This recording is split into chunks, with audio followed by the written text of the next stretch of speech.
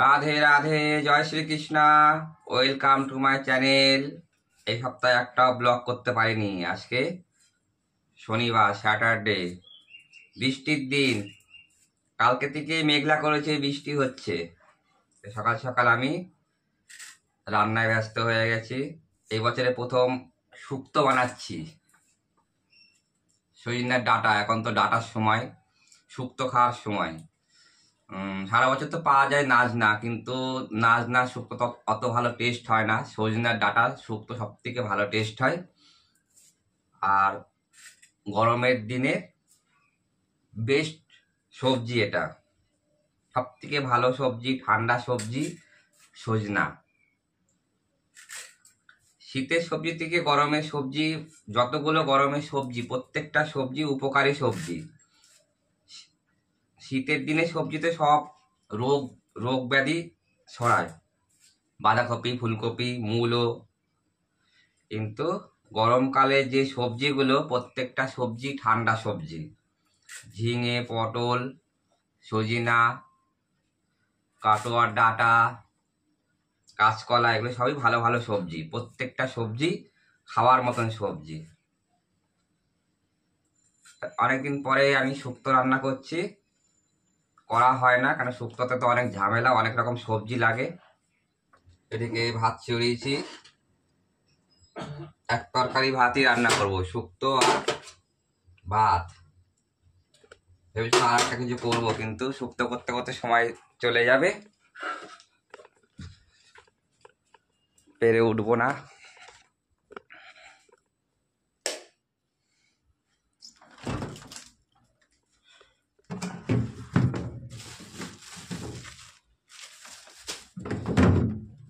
শুক্তোতে দুধ লাগে, দেখো আমার ফ্রিজে এত শক্ত বরফ জমে গেছে, বলার মতো না।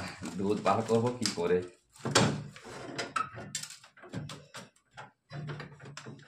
যাক, দুধ পরে বার করছি, আজ সবজি চড়িয়ে নি।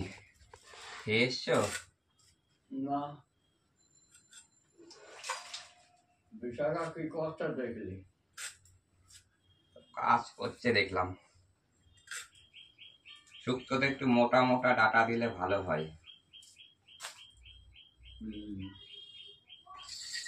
তো দেখো, আমার সবজি কাটা হয়ে গেছে। একা মানুষ, কত সবজি কেটেছি দেখো, অনেক।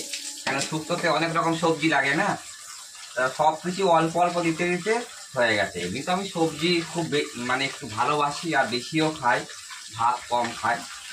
আর যেহেতু এক তরকারি বেশিরভাগ করি, আর সবজিটা সত্যি কথা বলতে আমার বেশিই লাগে। মাছের ঝোল টোল হলেও অল্প লাগে, কিন্তু সবজিটা বাটি বাটি লাগে আমার।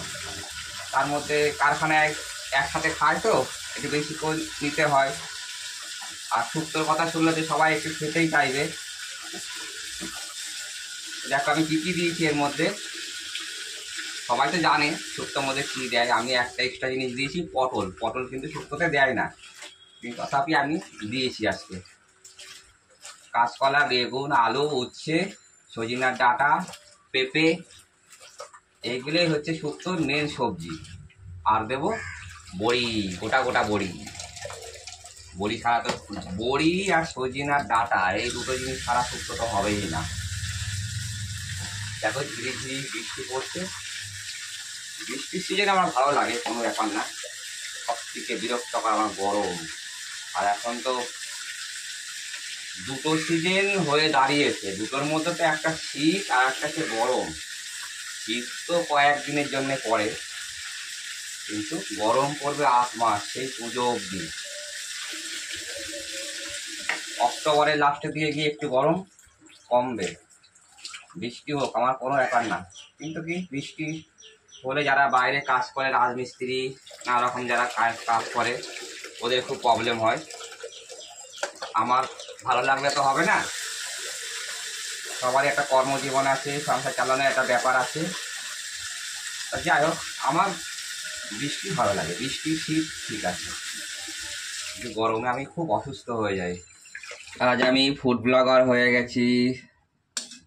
প্রথম প্রথম রান্নায় একটু দেখাতাম তোমাদেরকে আমার পদ্ধতি।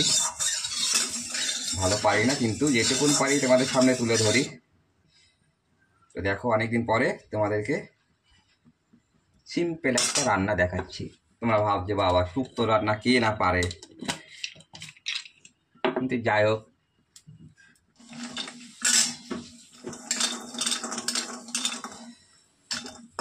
হয়ে গেছে বড়ি ভাজা।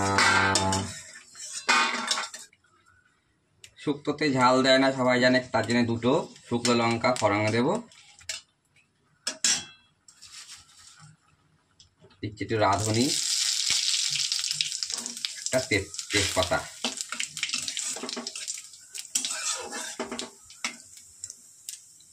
আদা তেলে দিলে ভালো হয়, কিন্তু আদাটা বেটে দেবো।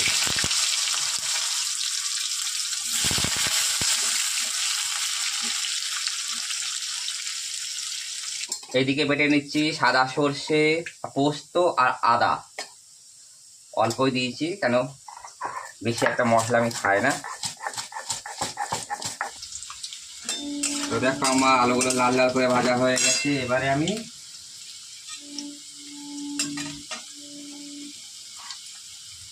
আমি দিয়ে দেবো সবজিগুলো।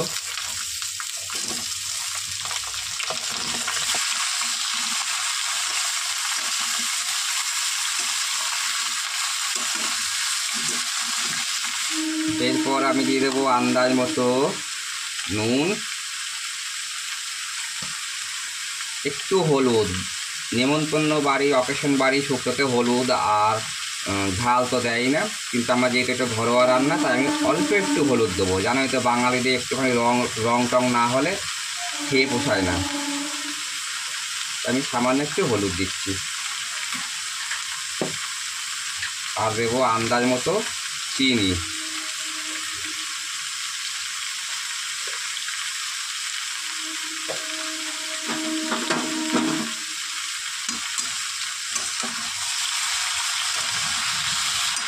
তো দেখো আমার ভাজা ভাজা হয়ে গেছে। বড়িগুলো আমি আগেই দিয়ে দিয়েছি, কারণ এটা হাতে দেওয়া বড়ি, একটু জাল খাচ্ছে, না হলে ফুলবে না বড়িগুলো, অনেকে ঝোলে দেয়, কিন্তু একটু দেবো জল।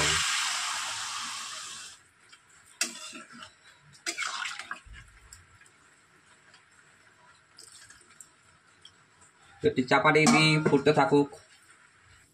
তো দেখো ঝোল ফুটে গেছে, এবার দিয়ে দিচ্ছি আমার সাদা সর্ষ আর পোস্ত বাটা।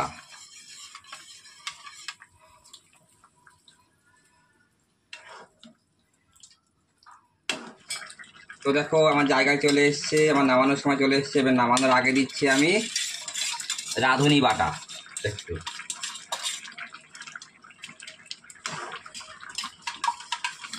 আর দিচ্ছি দুধ।